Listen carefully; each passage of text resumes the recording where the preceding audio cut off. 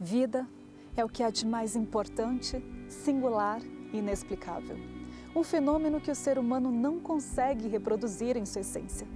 Um enigma que intriga e fascina pela diversidade. O Parque Nacional Grand Teton, aqui na América do Norte, é um dos poucos refúgios que ainda preserva o mesmo número de espécies que existia quando os exploradores chegaram ao continente. E aqui, neste lugar onde a biodiversidade floresce em meio a vales, montanhas, rios e lagos, o que realmente surpreende é como tudo na natureza parece cuidadosamente preparado para abrigar a vida. Hoje, vamos juntos conhecer o que faz da Terra um planeta especial e, principalmente, em cada detalhe, perfeito para receber a nós, seres humanos.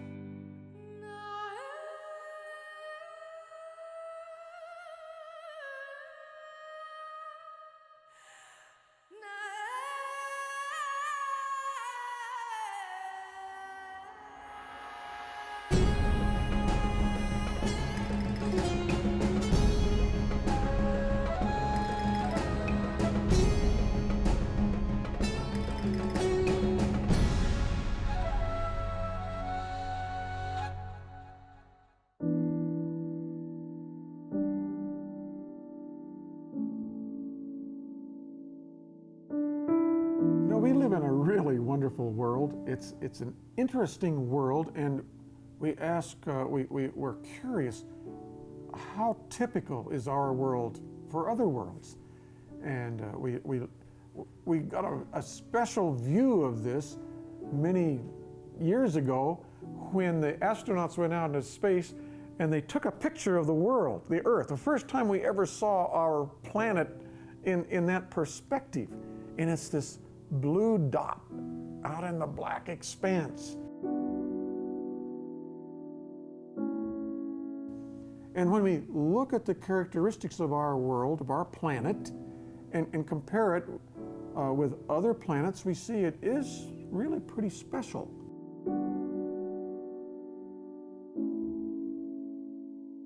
And we wonder, is there life on other planets? Well, people are really interested in that question, and so they're looking out in the universe and they're trying to find planets. And you hear stories, hear reports, well, we found another planet out there somewhere around a star. And, well, does it have life on it? Well, doesn't seem likely. We don't have any evidence of life out there, but scientists are very strongly motivated to ask that question. They want us to know, is there life somewhere else that we could maybe communicate with? Well, that raises the question of where would we look for our life? Well, as far as we can see, life needs water. So let's look for water. And if we don't see water, then no point in looking any further. Water is that important to life. And we look at our planet, and it's the only one with this, and it's blue because of the water.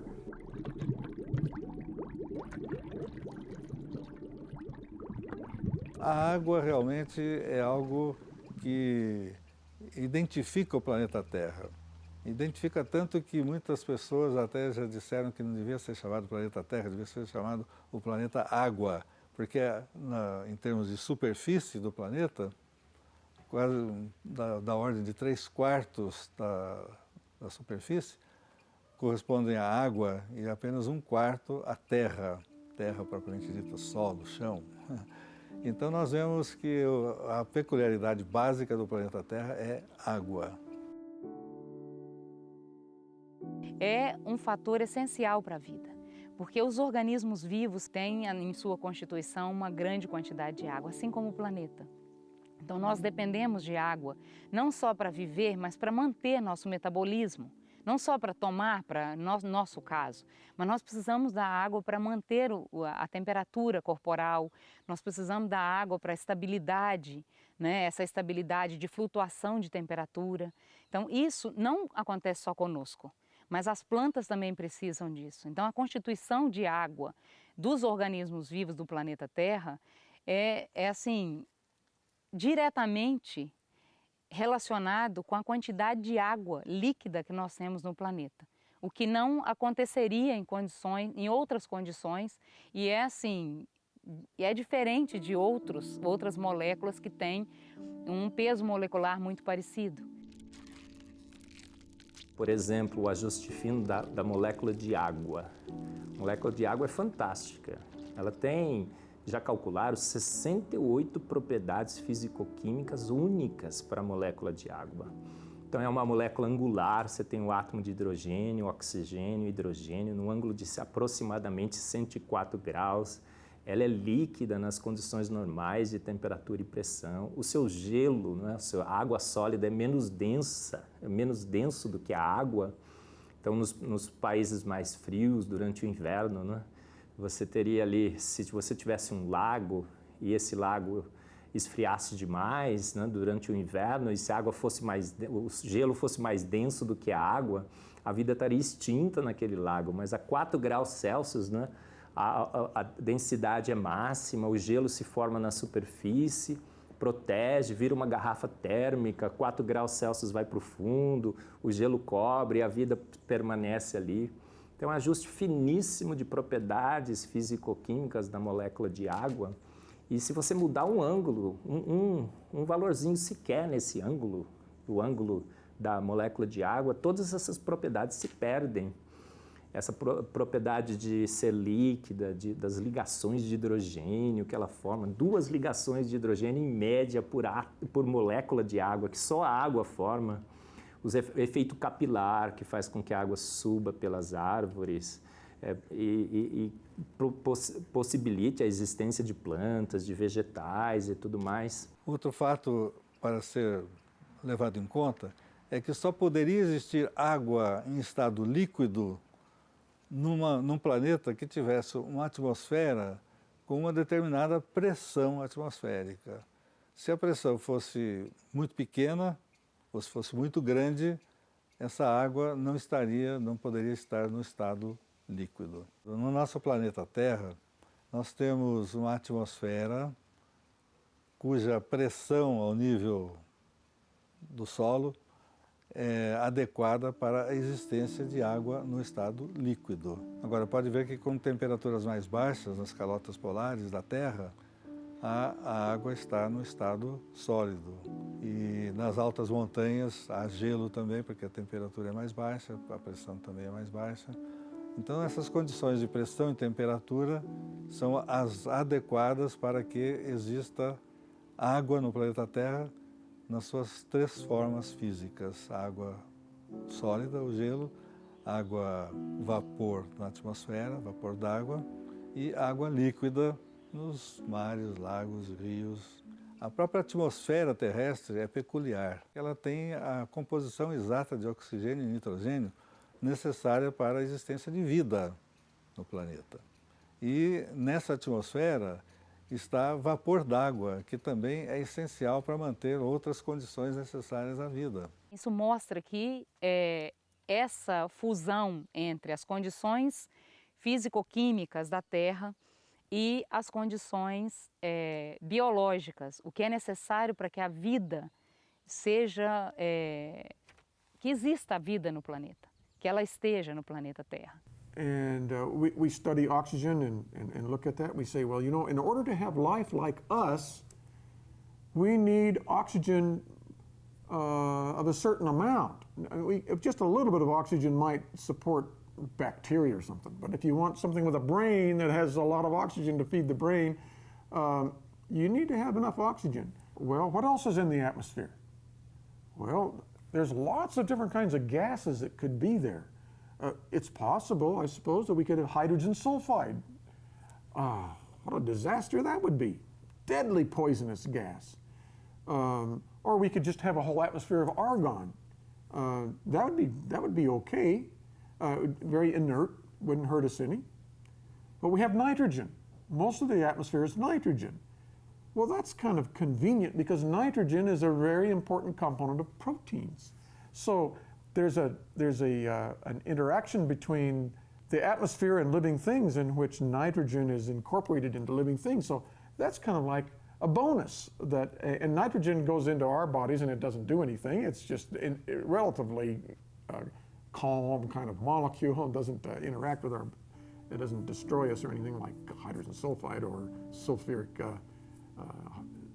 acid would, those kinds of things. Então, todo o nitrogênio e o oxigênio que nós temos na atmosfera é a proporção correta. Se aumenta a quantidade de oxigênio, extingue-se a vida, diminui também. Aí você tem uma bactéria nos oceanos que controla essa proporção de oxigênio e nitrogênio.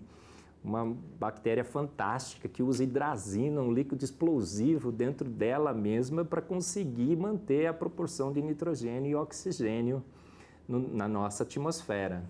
Então é uma química extremamente elaborada, uma química inteligentíssima que permite todas essas características únicas do planeta Terra. So our atmosphere, our atmosphere has the components that are needed for life, and it lacks the components that would destroy life. Is that an accident? It's the same planet that has this water on it. Water is so useful for so many places. But now, what would happen if water covered the whole Earth? Is there enough water to cover the whole world? Well, actually there is. To 1.5 miles or a couple of kilometers deep if the world was pretty smooth. But we have, instead of a smooth world, we have mountains and ocean basins. There's relief, there's a contrast between the high points and the low points. And that means the water can settle down into the basins, leaving dry land. Well, that's pretty nice. E além de tudo isso, existe ciclo hidrológico. A água evapora dos oceanos, dos mares, dos lagos.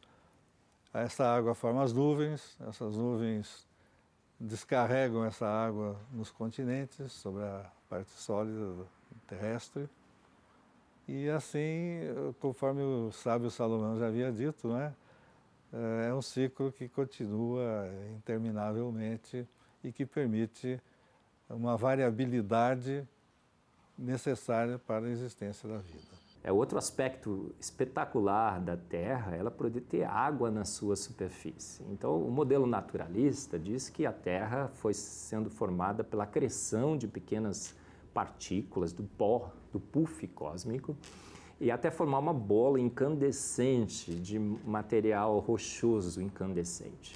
E essa esfera se esfriou. Então não há como imaginar que a água estaria ali presente. Alguém teria que enviar a água para o planeta Terra. E dizem que foi o Júpiter que atraiu blocos de gelo, mas não faz sentido. As razões isotópicas desses gelos interplanetários não bate com a razão isotópica da Terra. A gente tem uma quantidade imensa de água na nossa superfície. E se descobriu recentemente que no interior da Terra, entre 400 e 700 quilômetros, nós temos um outro mar, ainda mais abundante em termos de água do que nós temos na superfície. É água sobre altíssima pressão. E é coisa assim que não há como se explicar como aquela água foi parar ali. Então parece que alguma coisa conspirou para que esse nosso planeta tivesse essa água com essas propriedades incríveis que a água tem, para que a vida pudesse se estabelecer aqui. E parece que não há vida sem água, nós somos 80% de água. E a NASA, quando manda alguma expedição e tudo mais, a primeira coisa que eles procuram é água, porque é o líquido da vida. E nós temos aqui, em uma forma assim, abundante e misteriosamente, essa água aparece no nosso planeta e propicia a vida. Realmente é um dos grandes aspectos que só o planeta Terra tem, essa quantidade imensa de água que propicia a vida. A existência de água nas profundezas da Terra é uma descoberta que encontrou eco em uma célebre obra, das mais traduzidas no planeta. Em Viagem ao Centro da Terra, o autor francês Jules Verne, considerado o pai da ficção científica, descrevia há 150 anos a existência de um oceano dentro do manto terrestre. A realidade, porém, é ainda mais impactante. A revista Science publicou em 2014, após décadas de estudo, que a água a mais de 600 quilômetros abaixo da superfície seria capaz de encher todos os oceanos de nosso planeta 3 vezes. O cientista responsável pela pesquisa, o geofísico Steve Jacobsen, sugere que a água teria vindo do próprio interior da Terra e não trazida congelada por cometas, como até então se acreditava. Mais uma evidência que transforma a compreensão de como foi formado nosso planeta. Um planeta notável muito além do que aparenta a superfície. De uma hidrosfera rica a tingir de azul como pedra preciosa a se diferenciar no espaço. Mas o que torna nossa morada uma verdadeira joia rara no sistema solar é o inestimável valor da biosfera, que como um tesouro abriga.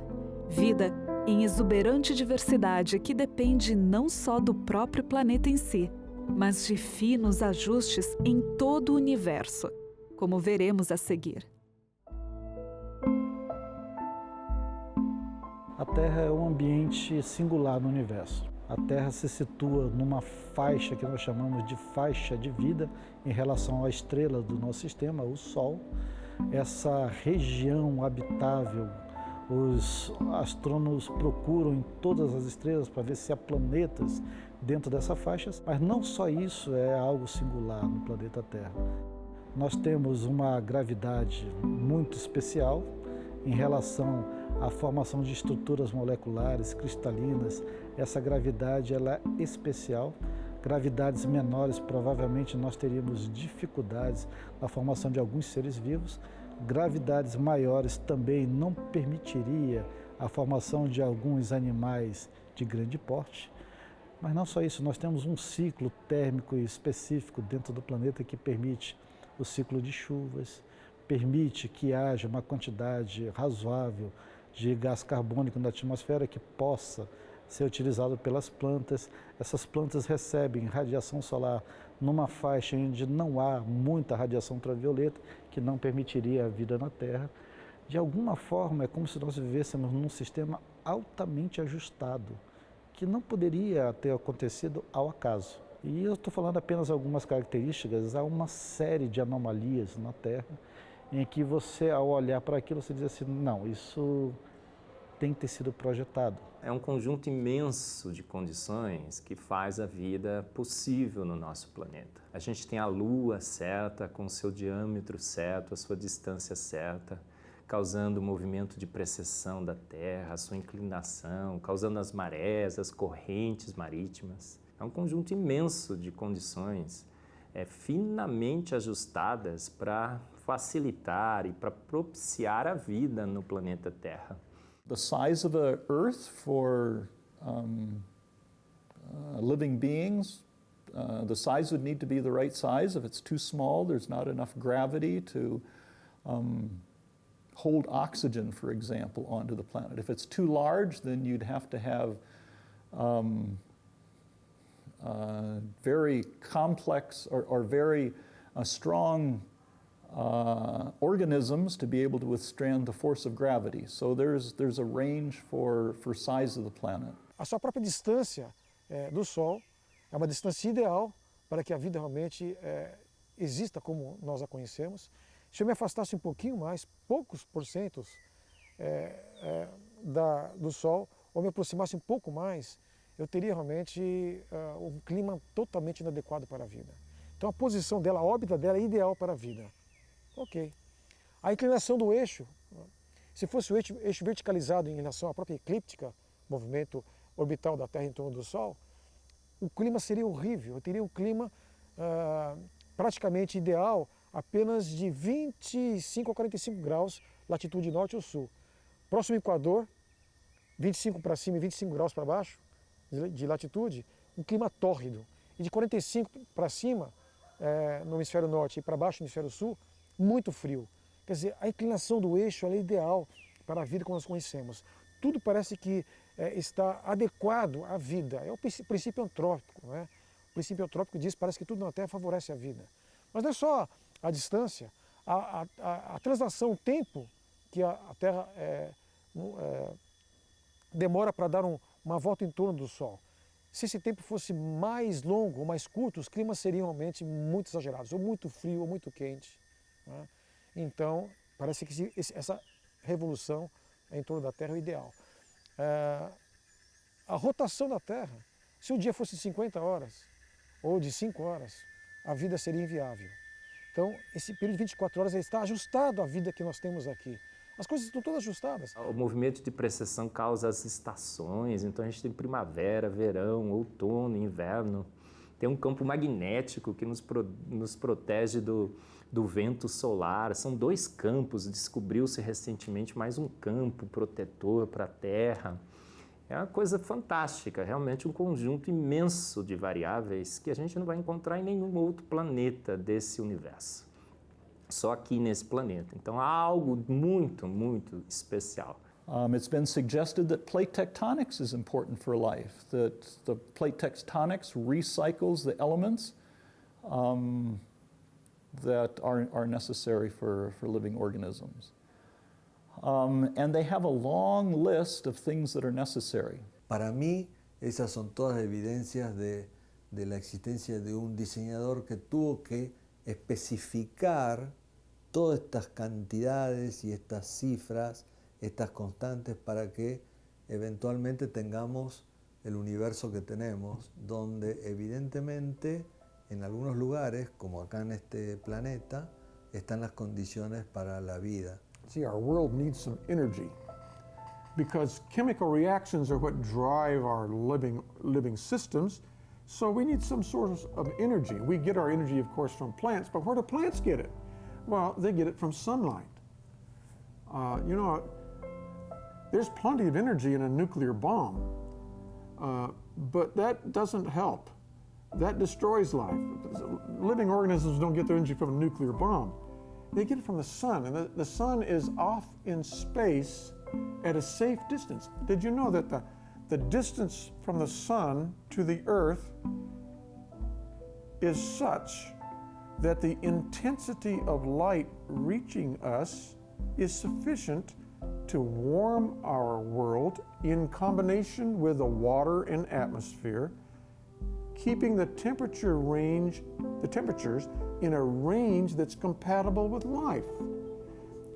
Now, you can say there's other forms of life, but life that's made out of molecules is not going to survive in an environment where molecules are torn apart by high energy levels.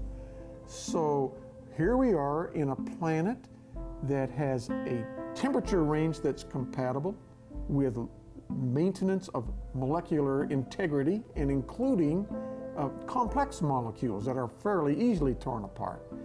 We have this sun which provides energy, and most of the solar output is in the form of visible light, which is of the kind of the amount of energy in that visible light is enough so that given the right enzymes in a plant cell, photosynthesis can create sugar molecules, and there's enough energy to trigger those chemical reactions, but it's not so much energy that it tears apart the molecules of enzymes that are facilitating that process. So there's a balance, not too little, not too much, just in the right, moderate, balanced amount. And that's true of the light that comes to us. It's true of the temperature we have. It's true of the oxygen levels. The carbon dioxide, of course, could vary a little more, but it's compatible enough to support us here, and it works well.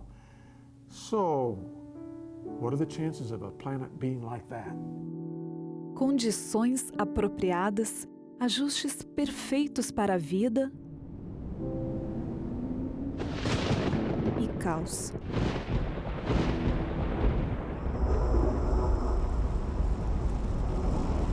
Se a Terra foi realmente projetada para a vida, como explicar a natureza hostil?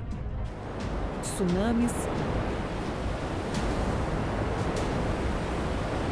furacões, terremotos e todo tipo de agressões que atentam diretamente contra qualquer forma de vida? Que classe de projetista desenhou um espaço físico adaptado para a sobrevivência, dando palco a cenas de horror? Foi a Terra realmente projetada ou até agora temos interpretado equivocadamente as evidências?